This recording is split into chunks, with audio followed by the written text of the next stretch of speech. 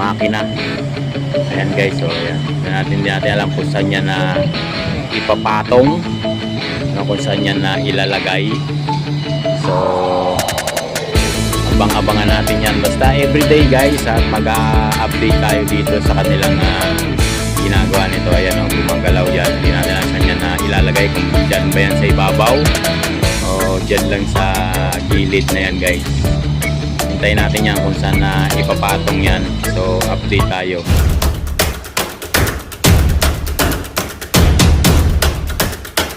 Magandang araw na naman sa inyong lahat. Nandito na naman tayo, update regarding dito sa PNR ng Santa Rosa, Laguna. Ito yung pinaka stockpile area nila guys. Yon, continuous pa rin yung kanilang pang-install ng double gantry crane guys. So doon sa bandang dulo, yun guys, yun sa bandang dulo na yun. At kasabay na rin ang pagbuo ng trusses ng pinaka roof nung kanilang area. Ayan guys, yun yung may mga boom truck na yun na nakatayo. Ayan, mga nakaikis na yan, yan yun sila yung nag-i-install. Patuloy na bumubuo yung roof na yan guys. Dito naman, ayan, patuloy din yung pag-assemble ng double gantry crane ngayong araw na to. Ayan, mapapansin nyo, ayan, na sila, nakabuo na, naka-install na, halos naka-fix na yan guys.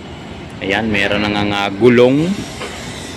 So patuloy pa rin yung pagdating naman ng materialis, yung apat na container close na yan guys. Siguradong materialis na naman yan, yung i-unload nila na yan guys. Ngayon yung dalawang double ano na yan, tower, yung boom truck na double na yan guys. Sigurado sila yung mag-unload niyan ngayong araw na to, kahit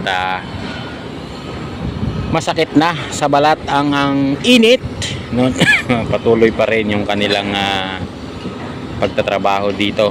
So ayan, yung piso na yan, maghapon na yan, pabalik-balik yan guys. Malalim yan kahapon, ngayon patag na. Saka pabalik-balik niya dyan sa pagpatag ng area na yan, yung may mga gutter na yan. Kailangan na i-level nila yung lupa dyan guys. Ayan, kailangan levelado yung lupa dyan. Hindi natin alam kung ano naman yung ikakabit nila dyan. Kagaya nito sa kabila, meron ding release. Ayan, may release na nga. So hanggang doon yan guys. Kaya maraming salamat po sa inyong lahat, at sana po ipatuloy niyong subaybayan ang aking YouTube channel. Yan, thank you very much po sa inyong lahat sa walang sawa ninyong pagsuporta, at lalo na sa ating mga OFW na sumusubaybay sa aking YouTube channel. Maraming salamat po sa inyong lahat, at sa mga dati nating subscriber na bumabalik sila, maraming salamat po sa inyong lahat, at malaki ang utang na loob ko po sa inyong lahat, Ayan, hindi natin kung ano naman to. Ito guys, meron silang inaangat dito, mukhang makina to guys Ayan ayan, nandyan sa may gilid. Ayan, ayan, dala-dala ng heavy zoom Leon crane na yan guys. Ayan, ayan, nag-ooperate yun, dinadala doon na yun, makina. Ayan guys, so ayan, hindi natin alam kung saan yan na ipapatong, kung saan yan na ilalagay. So abang-abangan natin yan. Basta everyday guys, at mag-update tayo dito sa kanilang ginagawa nito. Ayan, gumagalaw yan. Hindi natin alam saan yan na ilalagay, kung dyan ba yan sa ibabaw o dyan lang sa gilid na yan guys. Hintayin natin yan kung saan na ipapatong yan. So update tayo. So ang kanilang area hanggang dun po, yan, hanggang dun sa likod na yon. Ayan, hanggang dun sa kabila, hanggang dun din sa may bakod. Layo po kasi yun, may bakod na yun. Yan yung pinapatag nila nung nakaraang linggo.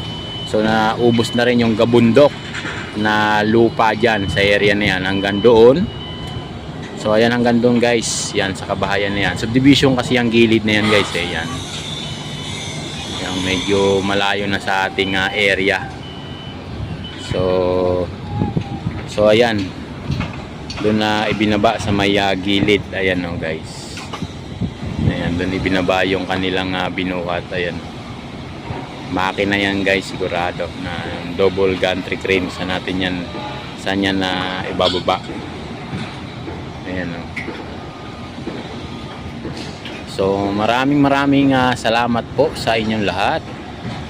Ayan no, isang katutak na naman yung tao rito na workers nila na nagtatrabaho kahit nasa ilalim ng sikat ng araw na tirik no.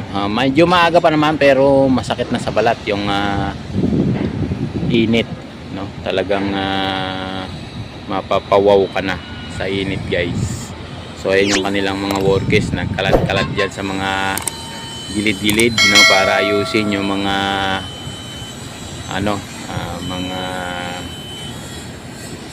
gamit dun sa mga pyesa ng double gantry crane, kung saan nila kukunin at saan nila dadamputin yung mga pyesa guys. So doon naman, yung nakita nyo yan, 4 na container van, siguradong materialis na naman yung ano na yan, laman yan guys. Ayan. So yan naman yung kanilang i-unload. So abangan natin yan kung ano man ang laman yan guys. So hanggang doon yan. Ayun, doon naman ay nagpe-prepare naman sila ng karsada nila. Ayun guys, so yun, meron mga karsada naman doon na ginagawa para sa kanila. Hanggang po yan dyan sa may puno ng manggang malaki.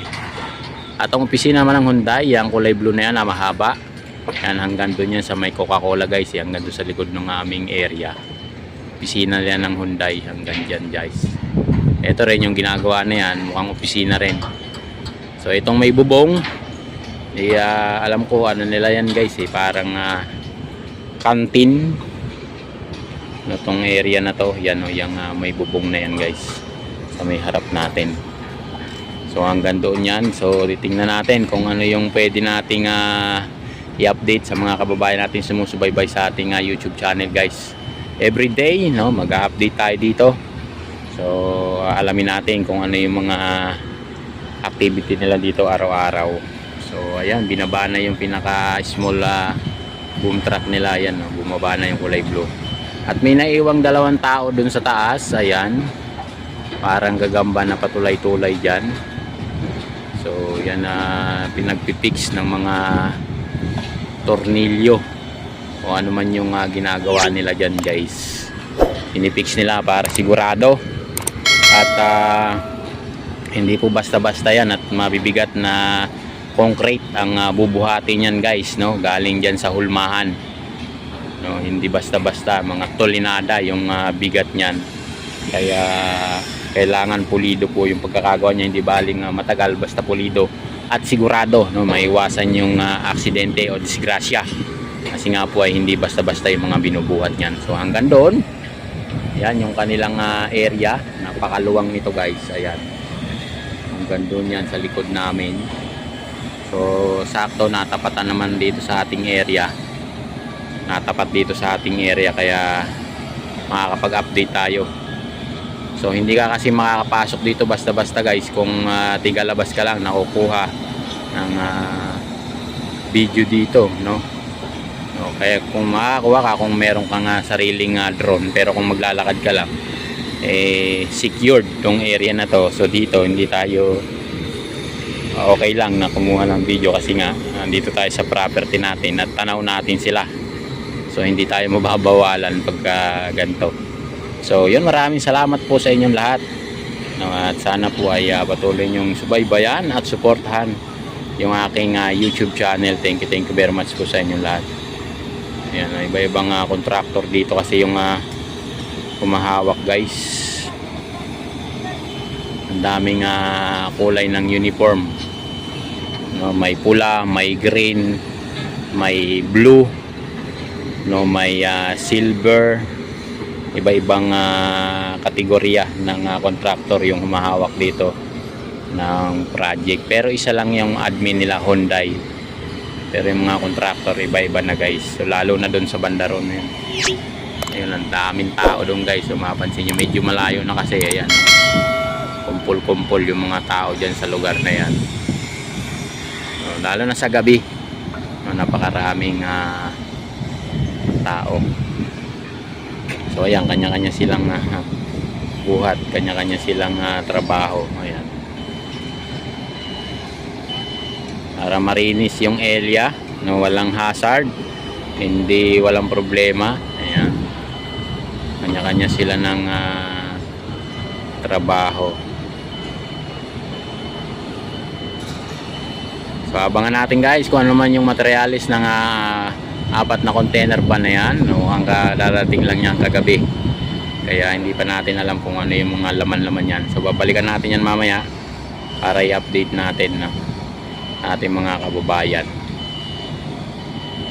Ayan guys, so yun, maraming salamat, no, sa inyong lahat. Ayan, umiikot na naman yung heavy duty.